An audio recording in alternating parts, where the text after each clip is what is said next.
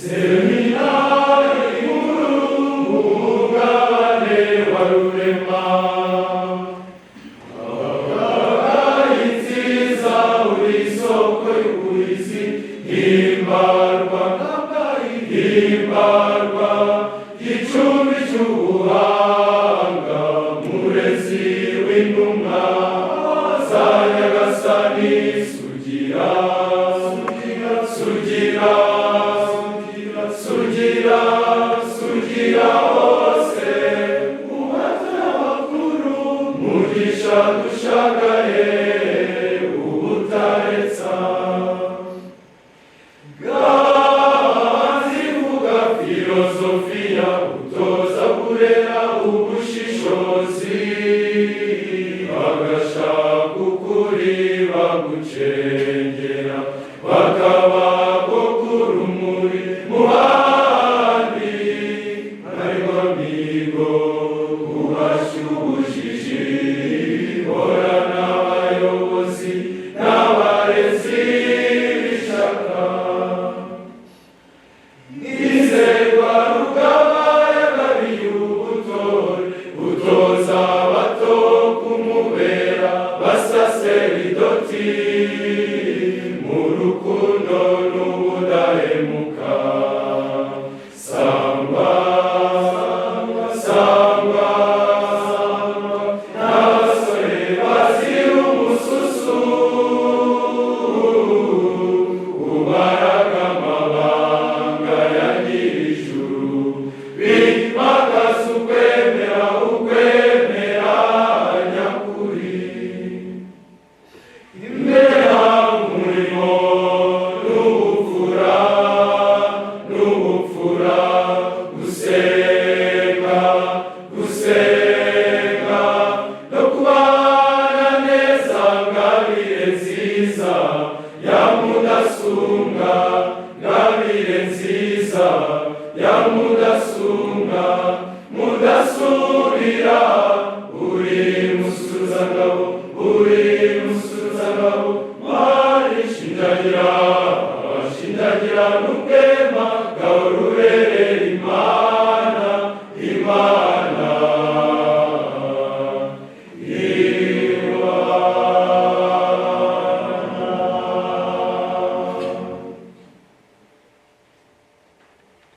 dawe uri mu ijuru,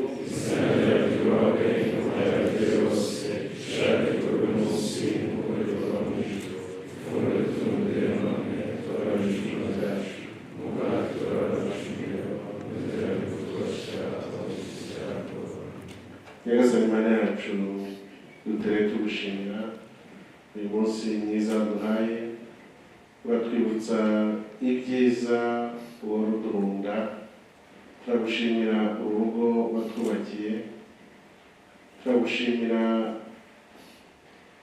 abarugana bose, turagushimira aguhamagara kugira ngo batozwe mu nzira igana ubusaserdoti, turagushimira impano y'ubusaserdoti wahaye kiliziya yawe, turagushimira urugero rwiza rw'abatagatifu rushyira imbere yacu. Kuri uyu munsi turazirikana mutagatifu Tomasi wa Aquino, turagushimiye ko wamuduhayeho urugero, umurinzi n'umuvugizi w'uru rugo w'iseminari nkuru ya Kabgayi, wamuhaye impano ikomeye isumba izindi yo kukumenya, kugukunda no kukwiyegurira. Tugushimiye iki cyicaro duhaye, wo mugisha buri wese muri twe, wo mugisha ibyo tugiye gusangira byose, maze ubutumwa tuza gusangira n'icyo uza kutwibutsa kijyanye no gushaka kwawe, byose bibere kuguhesha ikuzo no kugira ngo umukiro wawe wongere ku isi hose, tubisabye ku bwa Kristo umwami wacu. Ku izina ry'Imana Data na Mwana na Roho Mutagatifu.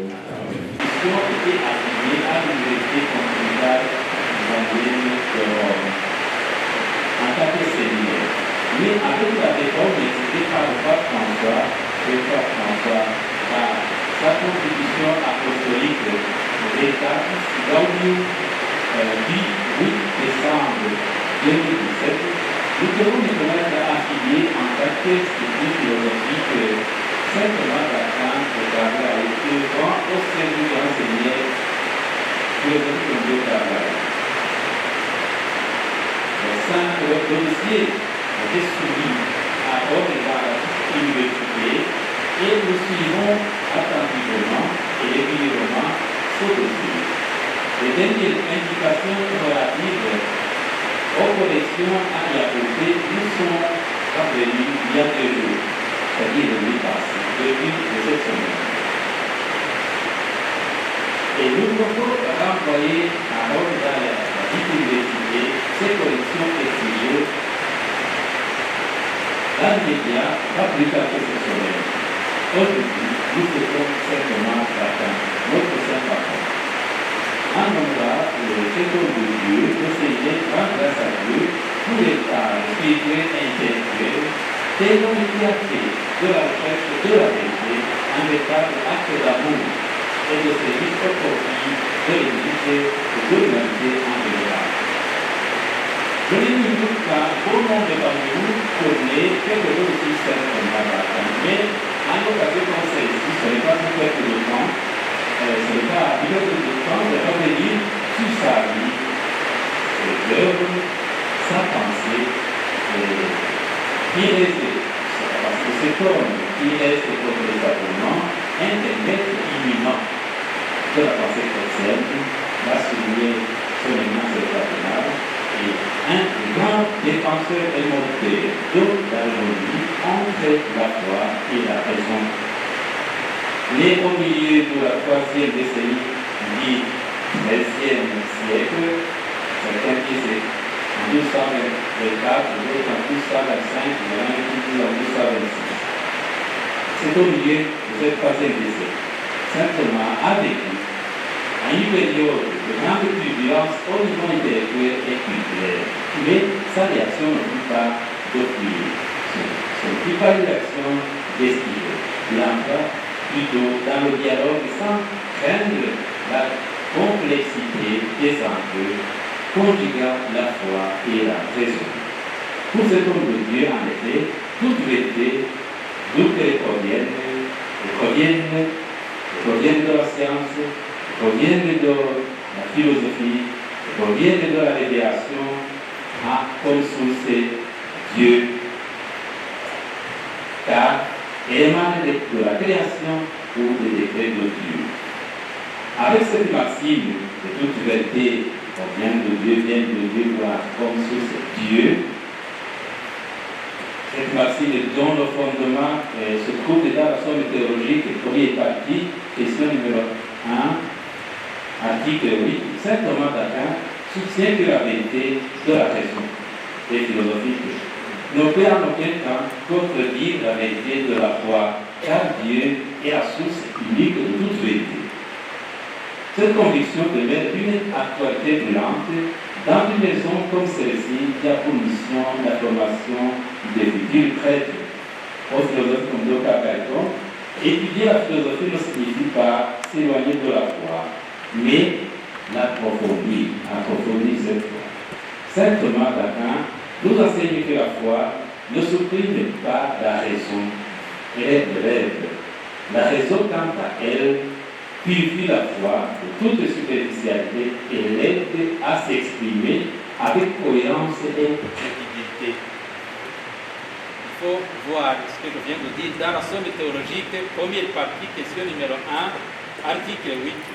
Une pensée qui est reprise fidèlement dans l'introduction de l'encyclique Fides Circulatio du Saint-Pape Jean-Paul II en 1998. Pour entrer dans cet esprit de Saint Thomas d'Aquin, le grand séminaire offre une formation qui touche donc à la foi et la raison, en vue de leur convergence pour atteindre la vérité. Cette institution est avant tout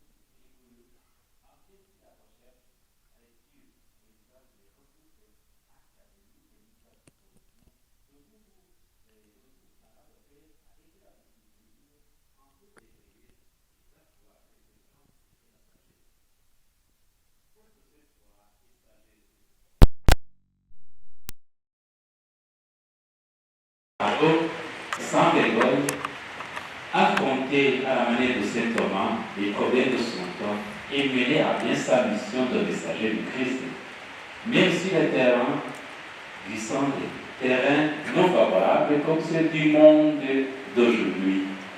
En effet, dans un monde marqué par le relativisme, la confusion des valeurs, on a souligné son éminence, au mépris de la vérité et parfois même de sa source, la source de la vérité qui est Dieu, un monde qui paraît de plus en plus hostile au message évangélique, le modèle de saint Thomas pour apporter des solutions convenables nous paraît incontournable. La situation nous exige à être non seulement des chercheurs rigoureux et amoureux de la vérité, mais aussi des défenseurs convaincus et fidèles, patients et déterminés de sorte que nous créons, parce que déterminés de ce que nous croyons, c'est-à-dire de notre foi. Ce qui implique au préalable des études faites avec courage, conviction et détermination, études accompagnées d'une vie de foi et de prière, bref, une vie spirituelle étroite et persévérante. Et c'est de cette façon que nous pourrons vivre fidèlement cette recommandation du Christ que nous trouvons dans Saint Jean 17, versets 14 à 16, recommandation qui nous demande d'être dans le monde sans être du monde, laquelle tient lieu de notre mot d'ordre pour cette année académique en cours. En effet, cette règle évangélique nous rappelle la nécessité d'une présence chrétienne, lucide, responsable et prophétique au cœur des réalités du monde et des réalités humaines, sans compromission avec le mal, avec l'esprit humain.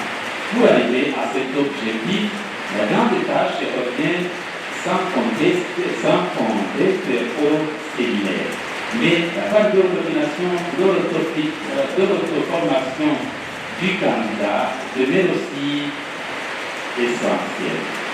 Et cela à travers une vie de prière, de séminaire, le développement d'une solide et culture générale et le dialogue avec le monde qui entoure.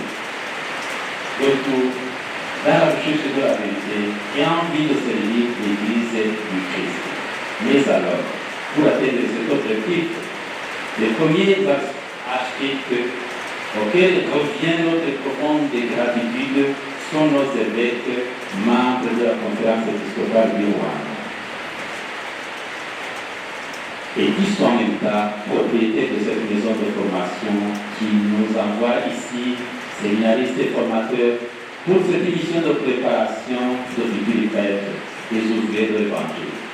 Ces évêques ne nous envoient pas seulement ici, mais nous soutiennent spirituellement par la prière, moralement par les conseils et économiquement, j'en passe. Éminence cardinale, Excellence et Seigneur, nos sincères remerciements s'adressent à vous pour votre soutien indéfectible, lequel s'affirme également par votre présence aujourd'hui dans cette maison, dans cette fête. Un applaudissement, s'il vous plaît, pour le soutien.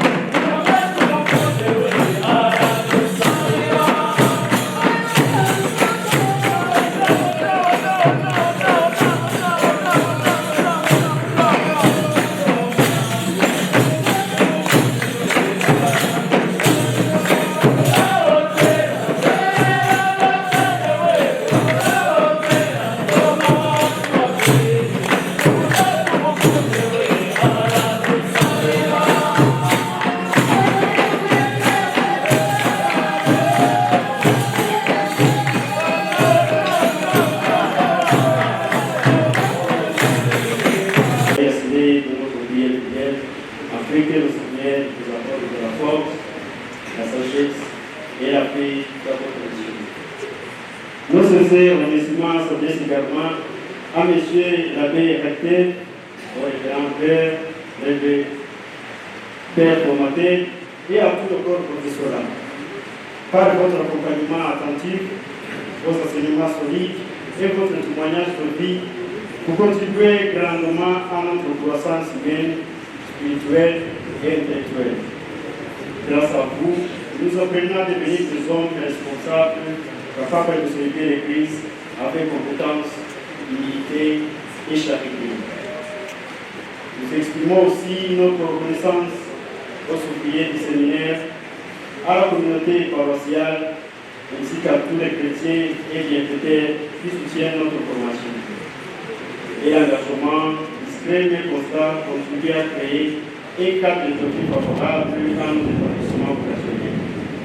Son Éminence et Excellence les Seigneurs, distingués invités, permettez-moi de vous présenter brièvement la vie du séminariste au cours de cette année académique, articulée autour de 3 piliers essentiels: la vie spirituelle, la formation intellectuelle et la vie communautaire. Sur le plan spirituel, la prière quotidienne, les célébrations liturgiques, les retraites et les exercices spirituels nourrissent notre relation avec Dieu et fortifient notre vocation. Ce carrefour, qui personnellement en communauté, nous aide à demeurer fidèles à la paix aussi et à grandir dans notre vie intérieure.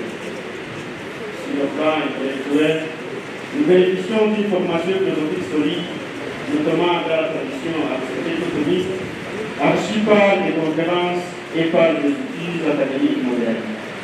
Nous remercions comment les autorités pour les moyens à notre disposition, en particulier la bibliothèque électronique et Cusco, le site web officiel de notre séminaire, ainsi que l'accès stable et largement disponible à Internet dans l'ensemble de l'institution institut d'énergie de groupe. Dans cette même dynamique, nous tenons à souligner l'importance accordée par nos évêques à la maîtrise des langues, notamment le français et l'anglais, qui est essentiel pour une bonne communication et pour les exercices du ministère sociétal dans le monde actuel. Conscient de cet enjeu et avec l'accompagnement de nos formateurs, nous avons entrepris un effort sérieux pour améliorer nos compétences linguistiques en plus de notre langue maternelle. Les ressources académiques et numériques mises à notre disposition nous aident grandement dans ce changement dans lequel nous nous engageons à poursuivre avec détermination.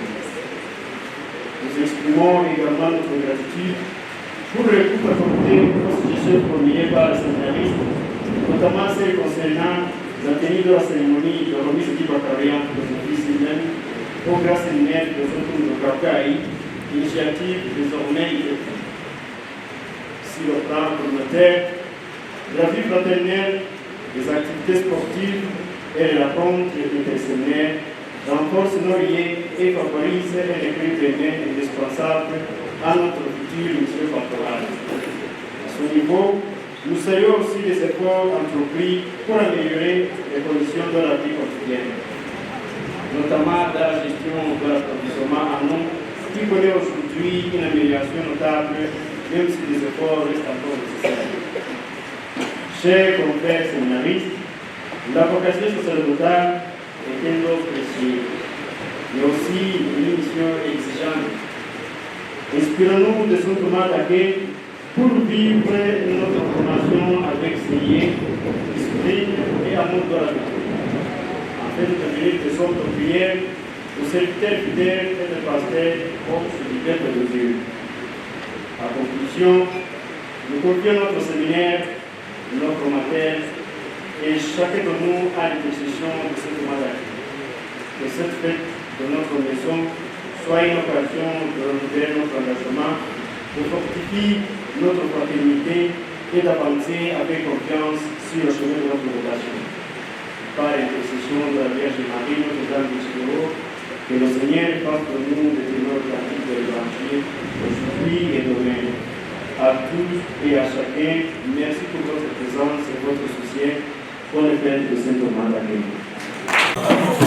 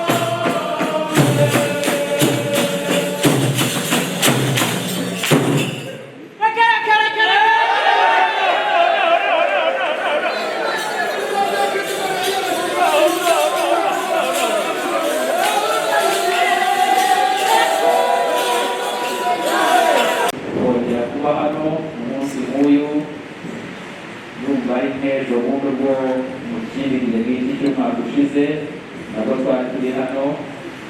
Nishimiye kongera kubana namwe uyu munsi.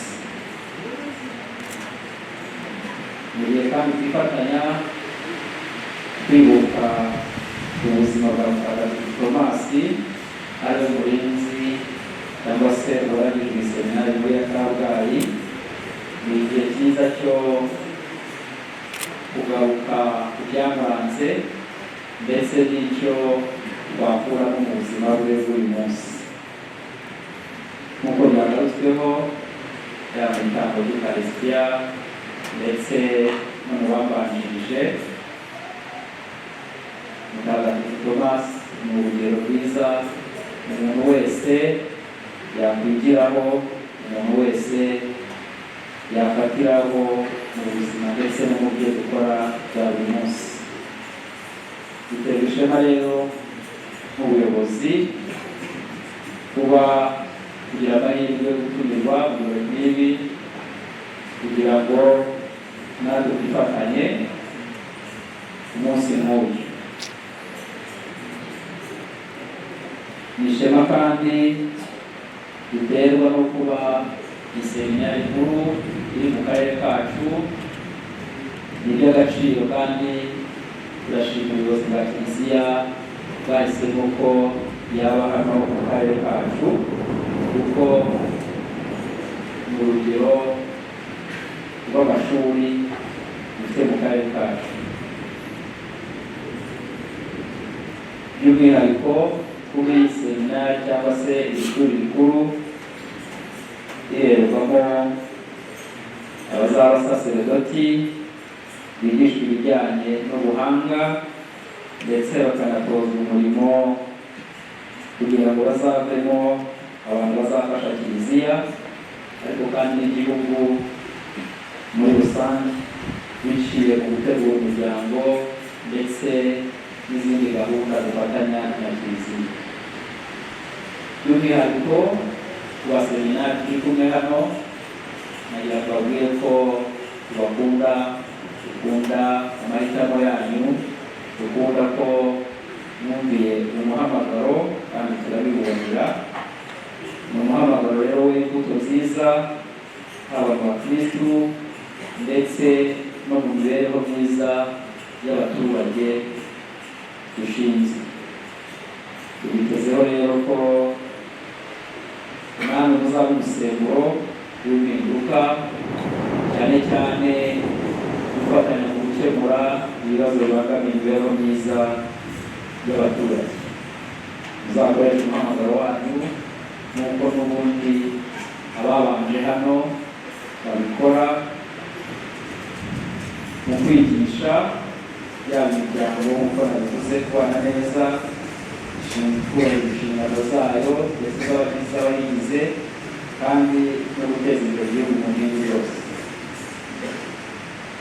Nibigenda bityo tuzarushaho kubona imiryango ishoboye kandi itekanye, ibana neza, yuzuzanya muri gahunda z'iterambere n'imibereho yayo, bityo roho nzima tuzavuge ko yatuye mu mubiri muzima.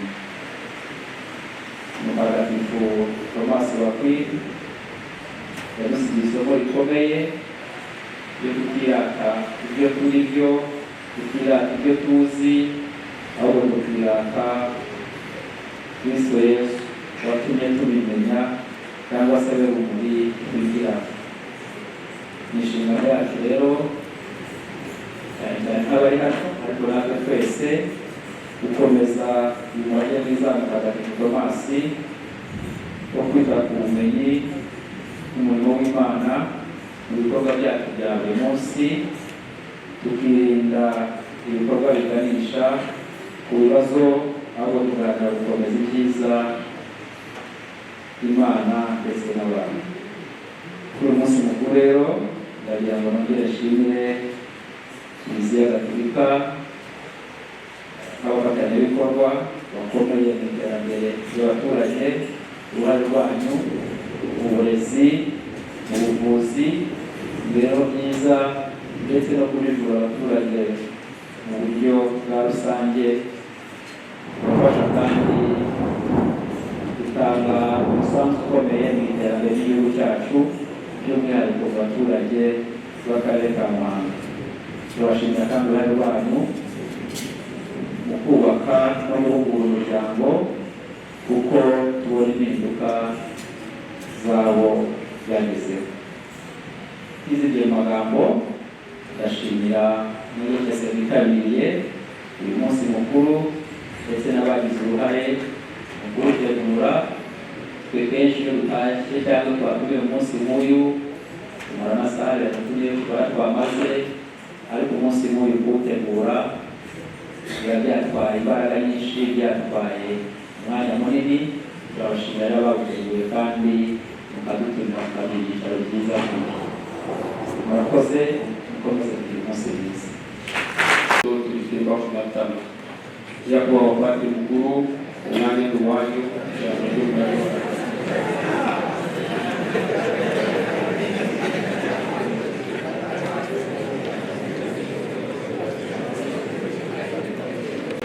uyu munsi episkopi uko bafashe umwanya bakuze kwifatanya n'urugo mu kwizihiza mutagatifu Tomasi wa Akwini, umutagatifu wagize uruhare rukomeye kuko byagiye bigarukwaho. Kera muri segonderi yagize amatsiko yo kumenya filozofi cyane, nuko gusoma article best property kwa filozofiya avuga ko ubumenyi bunyuranye, mate, fizike, geografi, histoire n'ibindi, ari n'ibiti bigize ishyamba. Iryo shyamba akaba ariyo filozofiya. Iryo shyamba akaba ariyo filozofiya ikurira hamwe ubwo bumenyi bunyuranye, yaratiwe nyine ifasha nk'umuntu udasobanukiwe n'ubuhanga buhanitse bwa filozofiya.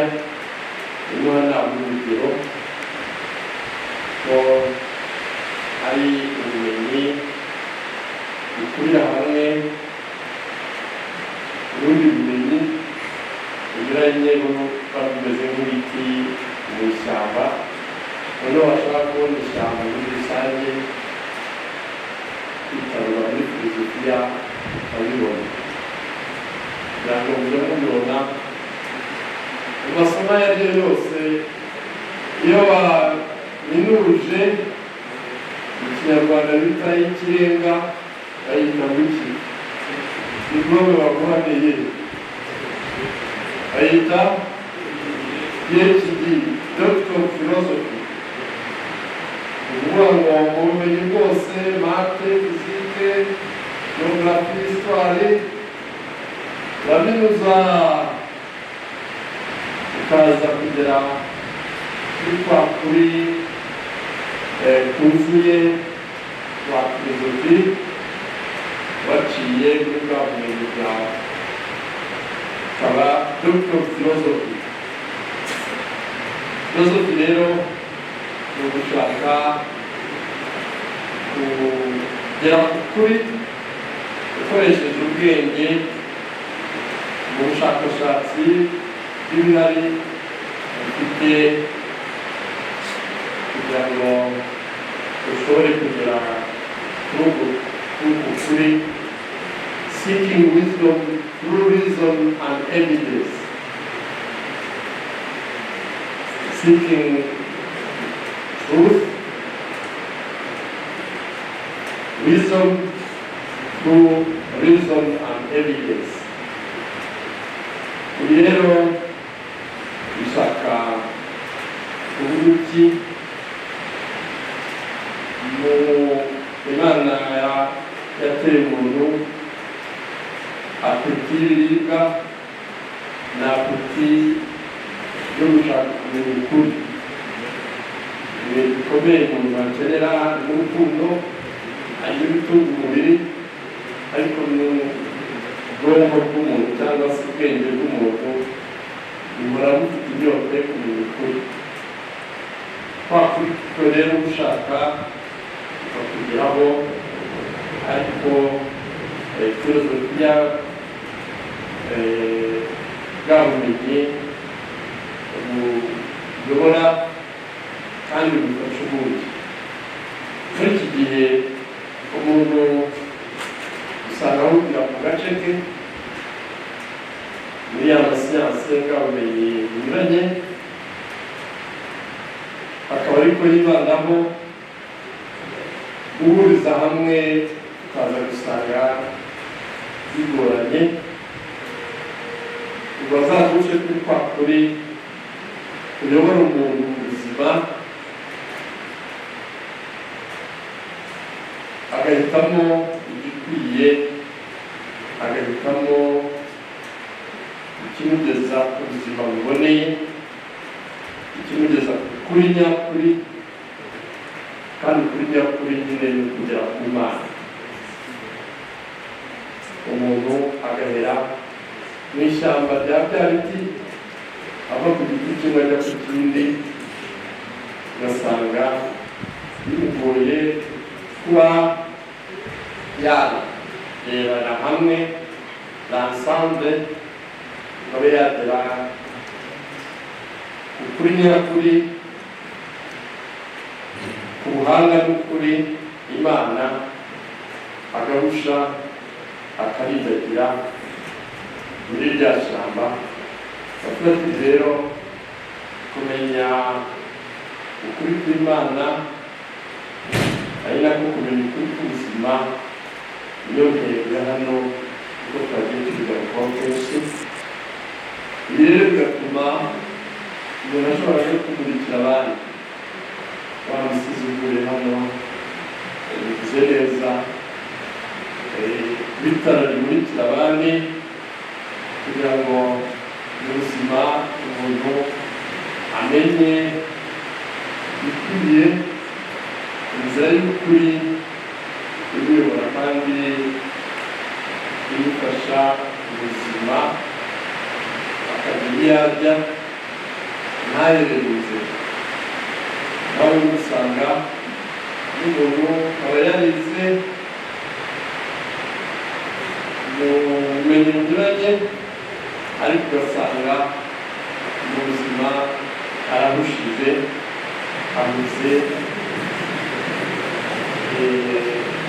abuze n'ikirari cyangwa kuri kumugeza ku buzima.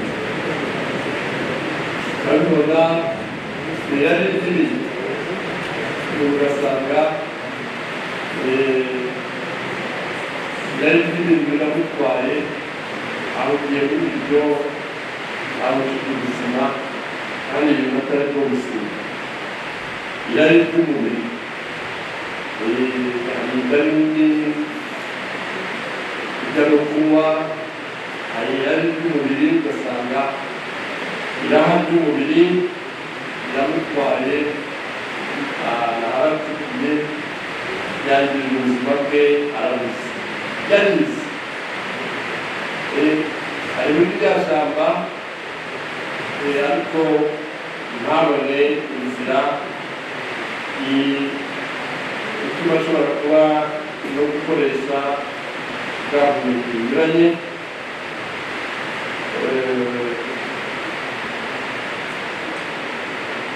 Mutagatifu Thomas Akwini buriya turavuga ubuhanga bwe muri filozofiya, teoloji, ubushakashatsi bwe, uriya amateka ye yize kandi akorera hafi ya Monte Cassino, icyicaro cy'ababenedikitine, hari mu masiteri ikomeye n'ishuri rikomeye yizeho ry'ababenedikitine. Sonokre ariwe Agoti Perade wabo, arimo ayobora umuryango we, ari umuryango ukomeye,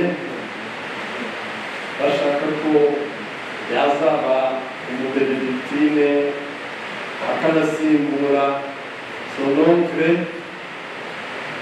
kuko Abenedictine icyo gihe nibo bari bagezweho ari abantu bakomeye mu buhanga ndetse no mu bukungu muri icyo gihe. Ariko agiye kwiga Napoli aza guhura n'Abadominikani, umuhamagaro n'akarizwi n'Abadominikani mugera ku mutima, ashaka kujyayo ndetse bashaka kumujyana i Paris kubera ko umuryango we utabishakaga. Baramukurikiranye, bari bafite amaboko bakina n'ingabo, baramufata bamufungira mu rugo hafi umwaka wose afunze, bagira ngo bamuhatire kureka iby'Abadominikani ajye kumwungera ikiza azasimbure Soro. Arangara bananira, bari abantu nyine ba Kristu ari bikeya cyangwa ari ntabwo. Bamaze kumuha cyangwa kumusezeranya ibishoboka byose, ubukungu bw'ibintu bw'igitsi icyo ashaka cyose akabananira, bageze aho bamuzanira umugore prostitue ngo akora uko ashoboye amugushe. Barabafungirana, afata igishirira, yafata igishirira aramuvugukana.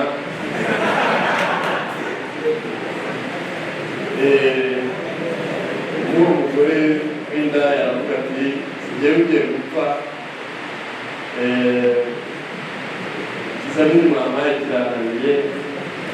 Ni ukubabwira rero ngo Mutagatifu Tomasi wa Akwini ndetse n'ubuhanga yagiye ahura n'ibigeragezo, ariko muri bwa buhanga bwe akamenya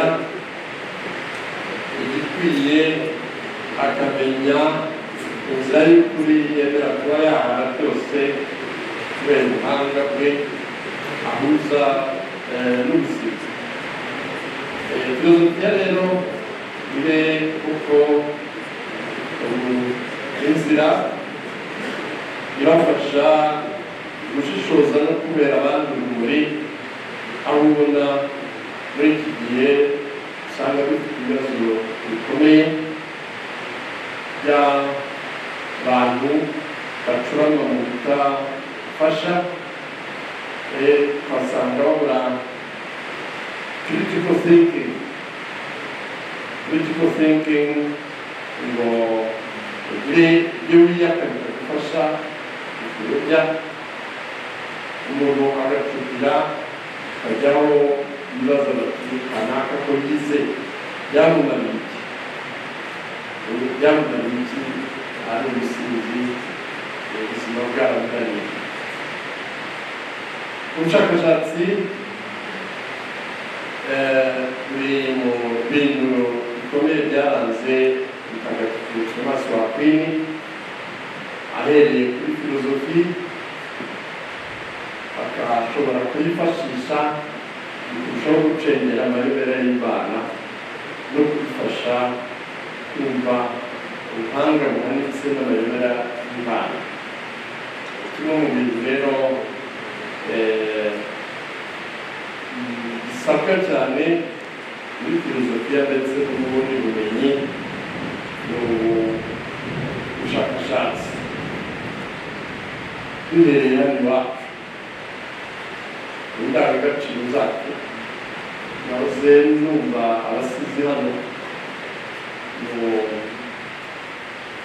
butumwa bukomeye bwiza kandi mu Kinyarwanda cyiza, avuga ngo se iriya ntabwo twazakomeza twaba twagera n'aho filozofiya tuba twayisoma kandi tukayishyira mu Kinyarwanda, kandi numva byaratangiye kuko muri izi nganzo, muri muri literature y'ikinyarwanda harimo ubuhanga bwinshi, harimo filozofiya nyinshi dukeneye kugira ngo bwa buhanga bwacu bwa kinyarwanda nabwo bushobore gusangizwa, bushyirwe mu ruhando mpuzamahanga rw'ubumenyi. Intore zageze muri UNESCO nk'imbyino ndangamurage muri UNESCO kubera yuko n'abandi bazishima.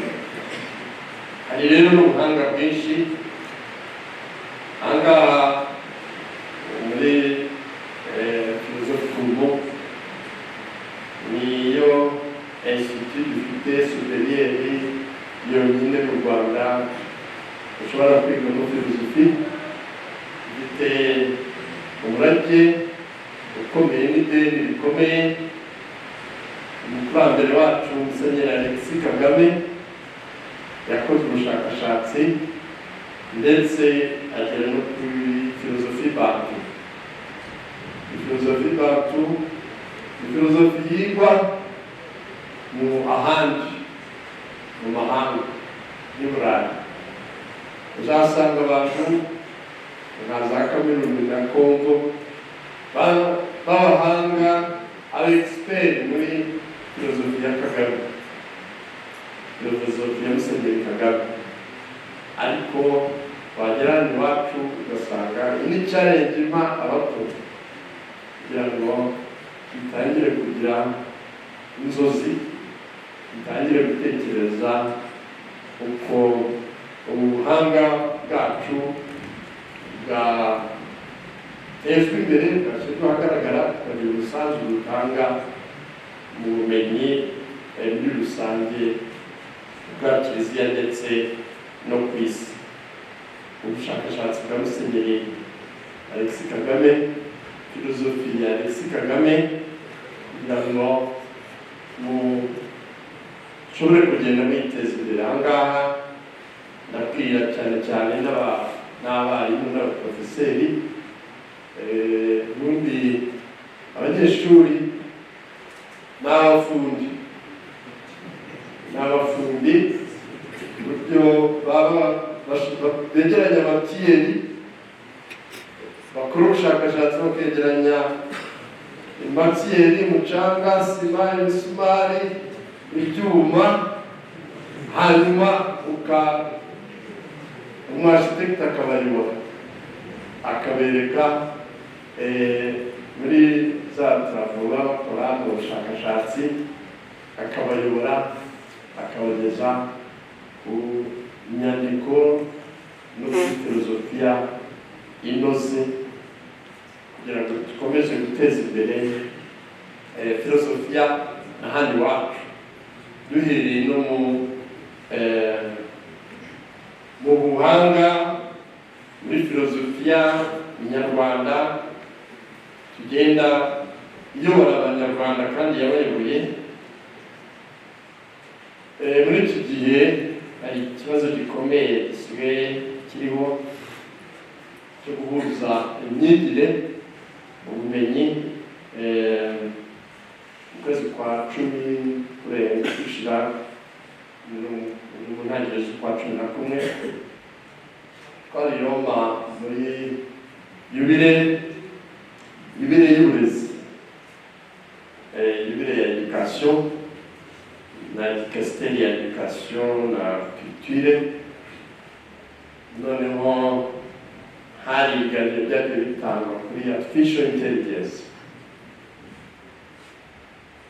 Ni ikibazo gikomeye, hari amahirwe kuyahuza n'imyigire no kwiga akabyaza umusaruro, ahubwo ntakoreshwe nabi basinziriza abantu bari batagishobora kugira cyo kugera ku buhanga, bagiye bakanga gusa baterura ibyo artificial intelligence beretse. Izi AI iyo igiye muzasanga iby'abazungu gusa,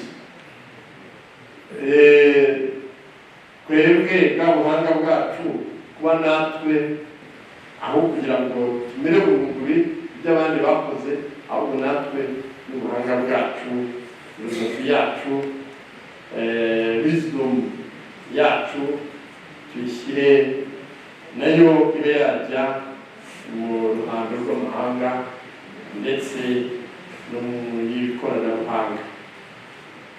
Ni challenge rero mu urugo aho tutaye amahirwe yo kwiga no kwigisha filozofi, kugira ngo basabe ubuhanga bwacu, indangagaciro zacu zubatse abanyarwanda n'umuryango w'abanyarwanda mu burezi burera intwari, burera indahemuka n'inyangamugayo, umuntu akabaho kandi akakorana n'abandi atanga umusanzu we. Ni ibintu kugira ngo tubashishikarize nk'abatoya dushobore no kubisangiza abandi. Rero bikanadufasha muri bwa bushakashatsi bukomeza, kuko hano n'intego ari ukubategurira teoloji. Hambere hashize amezi makeya mu kwa 10 twatangije na teolojiya i Kigali. Teolojiya ku rwego rwa lisanse, kugira ngo abapadiri bacu bafite bachelors yo muri Urbaniana bayikomerezaho kugira ngo bagere kuri lisanse canonique masters muri teoloji. Mu buryo dusanzwe dukorana na Urbaniana n'umunyakibanda kugira ngo babone bachelors degree. Ariko ahangaha cyane cyane no kugira ngo tube twashobora guteza imbere n'ubushakashatsi muri teolojiya, kuko usanga iyo bigeze kuri teolojiya africaine inculturation tukiri inyuma cyane no muri pastorale. Kandi laboratoire ya pastorale ya teolojiya africaine ya inculturation ni faculté iyobora, ndetse ibi bikavuga ngo tukazanagura muri gahunda dufite kwagura kugira ngo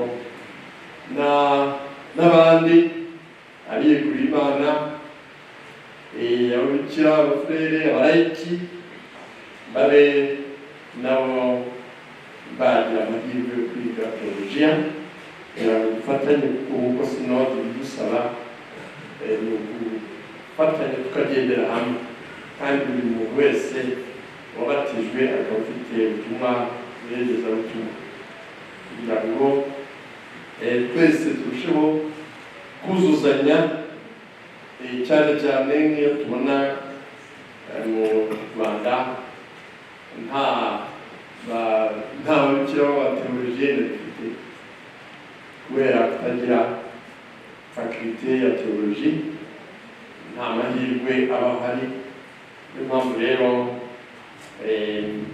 ahangaha icyo nshaka gushimangira ni ubwo bushakashatsi buhera muri realite tubona iwacu, mu kwemera. Reba nk'ubuzima bwa Kibeho n'umutungo ukomeye, ubukungu bukomeye muri teolojiya na marioloji. Tumaze imyaka 30 turi mu rugendo rwa pastorale de la réconciliation, bajya banadusaba ngo tubasangize. Hari abapadiri bagiye bakora za teze bayobowe, iyo beborwa n'umuntu w'ahandi utabyumva. Abakoze teze mwese murabizi, arakugomba akakuganisha mu bye, mu gihe wowe wumvaga wakomereza hahandi hakubabaje ariho ukeneye kwerekeza, ariko umwarimu kwibona muri teze yavuga ati ibyo ngibyo uzabyandika warabonye doktora yawe ari wowe wigenga, ubu ngubu ugiye kwibona.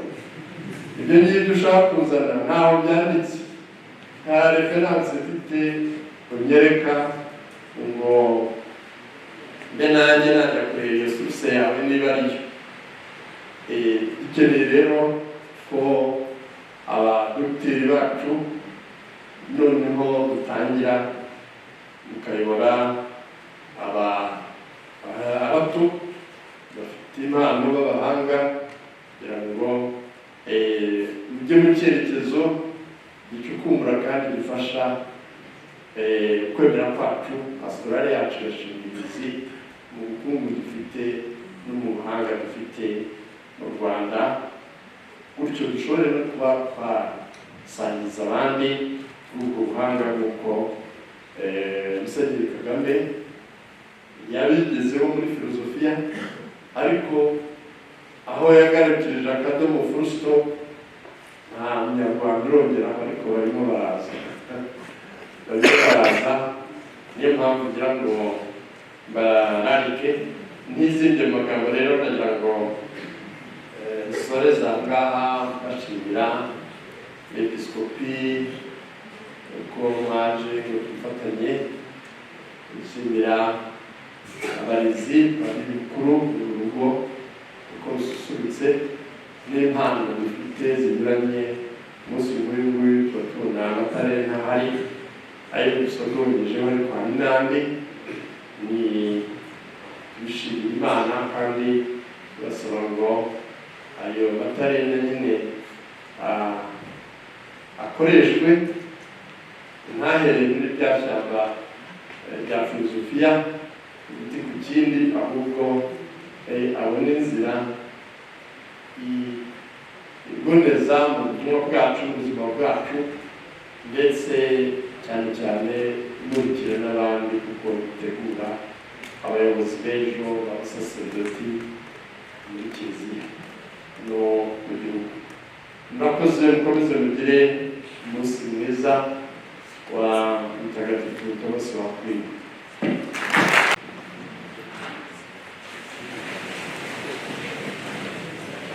Izina ry'Imana Data na Mwana na Mutagatifu. Abayoboke ba Yesu Kristu dukurane uko yadukunze biturane, urukundo ruhitatse imitima yacu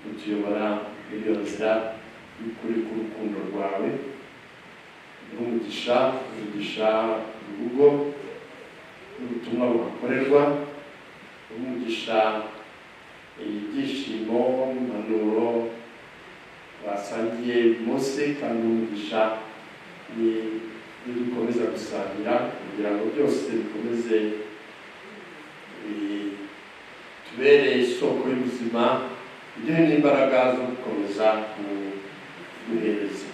izina ry'Imana Data na Mwana na Roho Mutagatifu. Amen.